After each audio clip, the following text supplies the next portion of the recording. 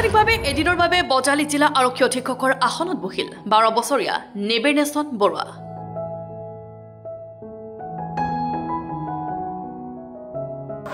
বছৰীয়া কণমানি নেবেনেছন বৰুৱাৰ সপোন আছিল আৰক্ষী অধীক্ষক হোৱাৰ। কেইদিনমান পূৰ্বে পুত্ৰৰ এনে বিৰল ইচ্ছা অনুসৰি পিতৃ অংকুৰ বৰুৱাই জিলা আয়ুক্তৰ জৰিয়তে মুখ্যমন্ত্ৰী ডক্টৰ হিমন্ত বিশ্ব শৰ্মাক প্ৰেৰণ কৰিছিল আবেদন পত্ৰ। ইয়াৰ পিছতে মুখ্যমন্ত্ৰী আৰু আৰক্ষী সঞ্চালকৰ অনুৰোধ সাপেক্ষে আজি বিশ্ব শিশু দিৱসৰ দিনাখন 7ম শ্ৰেণীত অধ্যয়নৰত কণমানি নেবেনেছন বৰুৱা এদিনৰ বাবে হৈ পৰে বজালী আৰক্ষী অধীক্ষক। আৰক্ষীৰ পোছাক পৰিধান কৰি আজি আৰক্ষী অধীক্ষকৰ আসনত বহাৰ পিছতে কাৰ্যালয়ৰ আৰক্ষী বিষয়াৰ সৈতে সকলোৱে চেলুট জনাই নেবেনেছন বৰুৱাৰ সৈতে চিনাকি হয়। ইয়াৰ পিছতে অতিৰিক্ত আৰক্ষী অধীক্ষক ত্ৰিনয়ন বৰভূঞাই কাৰ্যালয়ৰ সকলো কৰ্মচাৰীক চিনাকি কৰাই দিয়ে আৰু কাৰ্যালয়ৰ সমূহ বিভাগ প্ৰত্যক্ষ কৰে। আজি দিনজোৰাকৈ নিজৰ দায়িত্ব পালন কৰে কণমানিগৰাকীয়ে।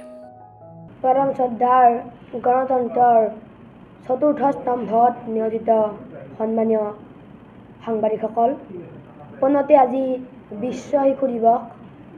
সেইবাবে মই পোনপ্ৰথমতে সকলো শিশুলৈ বিশ্ব শিশু দিৱসৰ আন্তৰিক কৃতজ্ঞতা জ্ঞাপন কৰিলোঁ।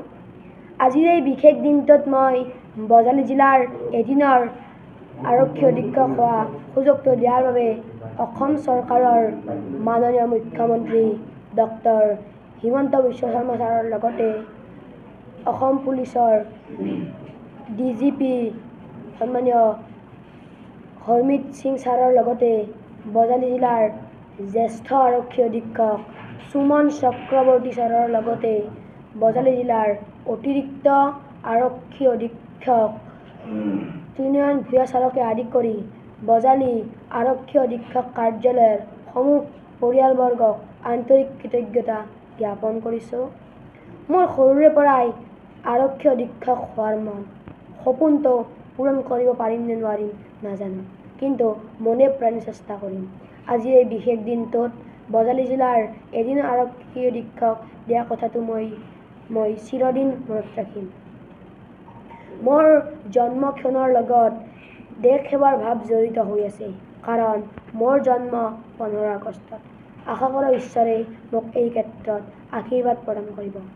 বৰ্তমান অসমত শিশু অধিকাৰ সপ্তাহ চলি আছে।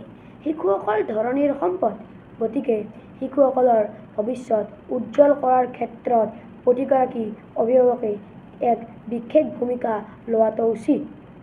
বিশেষকৈ বাল্য বিবাহ, শিশু শ্ৰমিক, শিশু সৰবৰাহ আদি ক্ষেত্ৰত ৰোধ কৰাৰ ক্ষেত্ৰত চৰকাৰৰ প্ৰশাসনৰ লগতে প্ৰতিগৰাকী অভিভাৱকৰো এক বিশেষ দায়িত্ব থাকে। আশা কৰোঁ অনাগত দিনত ই সমূলি নোহোৱা হয়। ধন্যবাদ। Bureau report, N24 Assam.